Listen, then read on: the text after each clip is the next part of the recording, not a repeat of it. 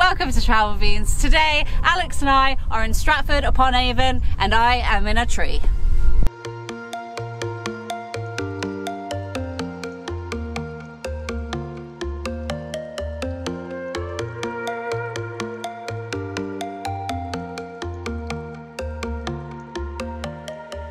Good morning, my bean team, and welcome to the YHA at Stratford Upon Avon. The YHA here is set in an old Georgian mansion that was built in the 1700s, and it has all of the fantastic facilities that we have come to expect while staying with the YHA. They've got the self-catering kitchens, they've got a wonderful bar and restaurant area, and loads of little cozy spaces to hang out. But what I'm really excited to show you all is where we are actually staying.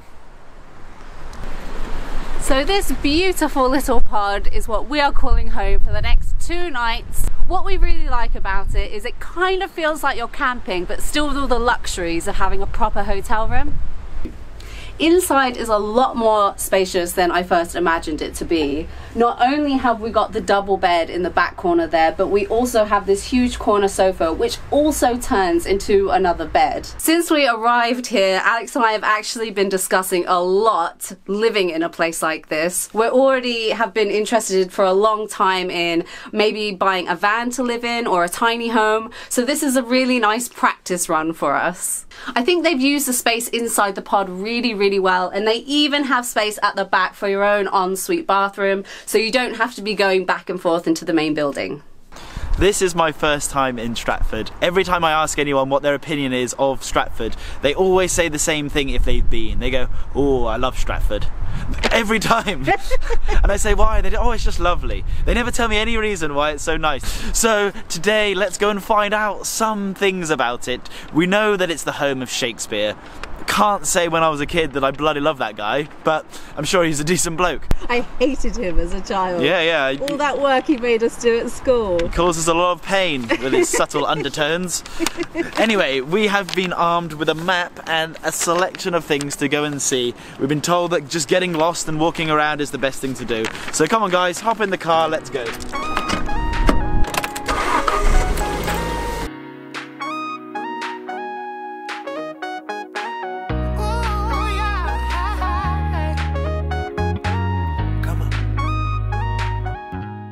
We have a bone to pick with you, England. We are not so happy about the use of pay and display car parks. I don't know if you have car parks like this in any other countries or if it's just England, but we have pay and display, which is when you have to buy a ticket in advance and know how long you're going to stay and display it inside of your car.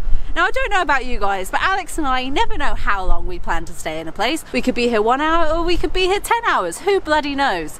You choose how long you're going to stay here for, but it says in the rules that you're not allowed to come back and add more time onto it. So you just have to know and you have to be organised before you get here.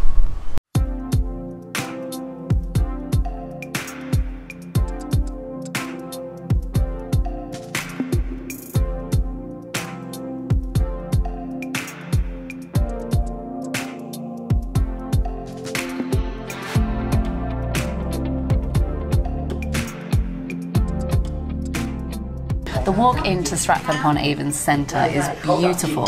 It has all the shops you'd expect to see on a normal British high street. However, once you look up above the shops, you can see that these buildings are ancient and incredibly impressive. The styles of the buildings are constantly changing. One of the first things I recommend anyone visiting here to do is just look up. However, as nice as it is walking around the centre, it is a bloody horrible day today. It is so windy and grey outside that we have sought refuge in a local pub, which just happens to be the oldest pub in Stratford. From the outside, the Garrick Inn is pretty impressive in itself. The building looks so old, and it was actually built in the early 1400s, and it boasted a sign advertising Shakespeare. And you know us, we love a good pun, so we thought we'd come in, grab a pint of the stuff and check out the building. You know it's a good pub when as you walk in, they give you a sheet of the pub's history. That's how awesome this place is. So it was built in the early 1400s and has been used as either private residence or a pub ever since. And it's haunted. So not only do you get an interesting bit of history, but it's an actual haunted building. So what makes it haunted? It has a bit of a tragic history, I have to admit. Firstly, from the plague, which came through and wiped out a whole bunch of people, and actually started here in this pub in Stratford. And then, 30 years later, they had a fire come through, which killed a little boy called Tom in the attic, and apparently his presence can still be felt up there today. And you can also hear this girl called Alice crying out Tom's name. Spooky. Anyway, enough of the history lesson. Now it's time to get good old tipsy beans. Cheers. Ooh, that's nice. I'm not the biggest beer fan ever, but I'm a big fan of the Shakespeare. After trying the Shakespeare, of course, we had to come to the centre and come and check out Shakespeare's House.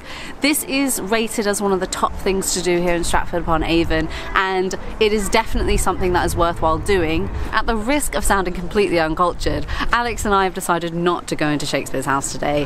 Why? A couple of reasons. A, it's a house. We've seen houses, we know what they're like, we know what's inside them. And secondly, we're not actually that interested in the Shakespeare information, and why would we be making a video that we don't want to make ourselves? But one thing we do like is the architecture and the old buildings around, and actually this is one thing I was saying to Alex earlier that I really love about England and all of Europe actually, is the fact that we really preserve our old buildings and we don't just knock them down and replace them with new ones. There is one thing left to do here in Stratford before we leave, and that is to check out the local nature.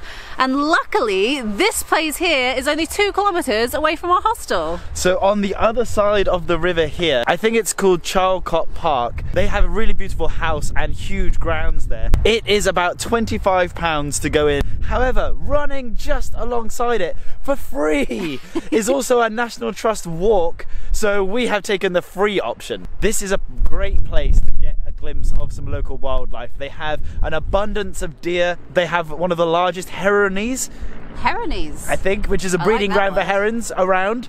So we want to go try and find a little bit of nature just before we leave. I really want to fly the drone, but behind us is a load of low flying planes, so there is no chance for us today. Something that is quite common knowledge here in England for some reason is that swans are the Queen's bird, whatever that means. She can have anything she wants and she's claiming all these white birds for herself.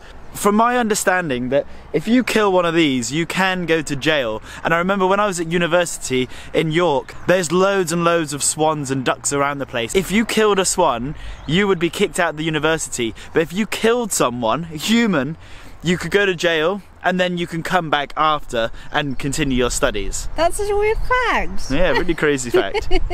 One other common thing in the British people's minds about swans is apparently they can break your arm very easily, so you have to stay well clear of them. However, I have heard that this is just an old wives' tale, so you feel free if you come to England to fight as much swans as you want. This is why we always come out to nature and find these spots. There is a huge group of deer behind us. Deer are the biggest native animal to England, and they are one of the most beautiful in my opinion. These ones specifically, I've never seen a group like this with so many different colours of deer before. We think they're road deer. I'm gonna go see if I can get a closer look, and I also think there's another group of deer in the next field over. It's Deer City around here. So we went over to get close to the deer that we saw before, and they actually went across the pathway to merge with another herd of deer to make a mega deer herd. I love how close we can get to nature here in England. It's like unrestricted access to awesome nature. Also, another great thing about the nature in England is nothing's gonna hurt you. We don't have crocodiles and bears and lions. All we have are deer and the odd badger. Really, we shouldn't be shouting beans out and saying goodbye to you guys in front of these lovely deers, so we're gonna head back now and see you guys in a second.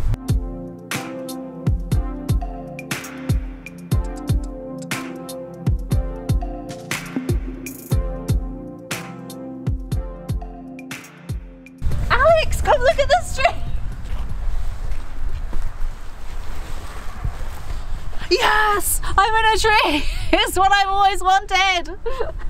See, if I did this in like Australia or America or something, there'd be a very high possibility of having like a deadly snake or a bear or something hidden away in here. But in jolly old England, you can do what you bloody well like. There can't be any better place than inside a tree to end a video. If you like the video and you like the beans and trees, give us a thumbs up. Leave us a comment. What is your favourite place to see wildlife near you? And don't forget to subscribe and don't forget to hit that notification bell. And this time I'm actually really looking forward to this for a change.